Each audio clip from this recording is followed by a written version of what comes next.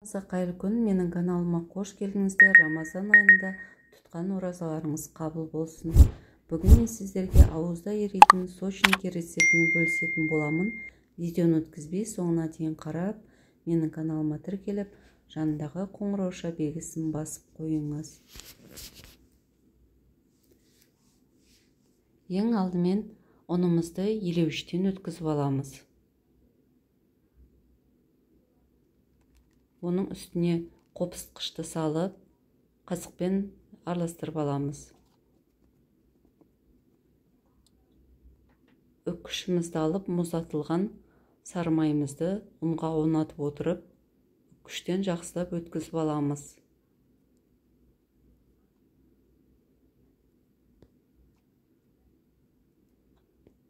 Үккіштен өткізіп болған соң, қолымызбен кішкене тағы үлкен бөліктер қалса, осылай қолымызбен езіп аламыз.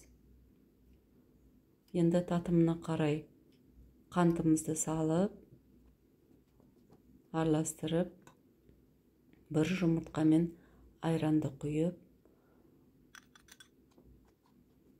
қасықпен кішкенде араластырып, одан кейін қолымызбен көмегімен жақсылап қамырды жұмсақ қылып илейтін боламыз. Қамырымыз қаттырақ болып қалса, кішкене тағы айран қосып, жұмсақ қылып илейсіздер видеодағыдай. Одан кейін целлофановый пакетке салып, мұздатқышқа жарты сағатқа қоямыз. Оған дейін салмасын араластырып дайындаймыз.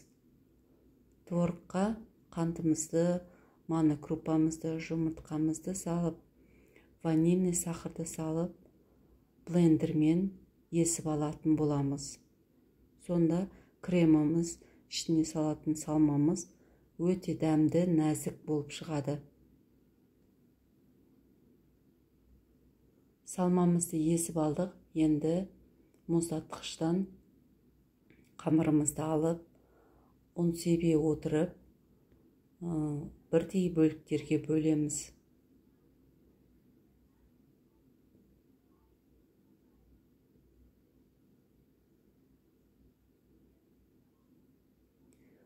Осылайынан рулет сияқты домалатып алып, бірдей қылып кесіп, мен таразының көмегімен 60-65 грамдай қылып, барлығын бірдей қылып өлшеп алдым. Өлшеп болған соң, барлығын домалақтап аласыздар. Видеодағыдай.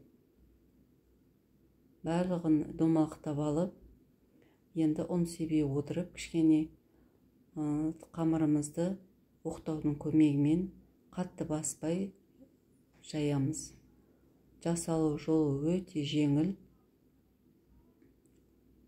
Қатты баспай, ортасына салмасын салып,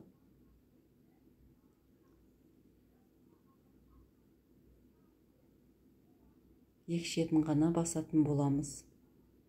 Бір қасық салсаңыздар жетеді, одан көп салмаңыздар. Екі шетін басып, тура осы видеодағыдай бәрін жасап аламыз.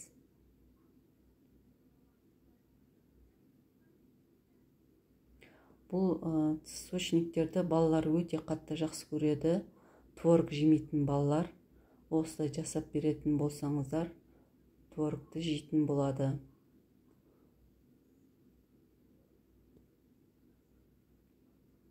Екі шетін ғана басып, пешімізді 220 градуста қыздырып алып, дайындап қоямыз. Енді сочниктеріміздің бетіне жұмыртқаның сарысын жағып, қызып тұрған пешке 25 минутқа 220 градуста пісіріп алатын боламыз.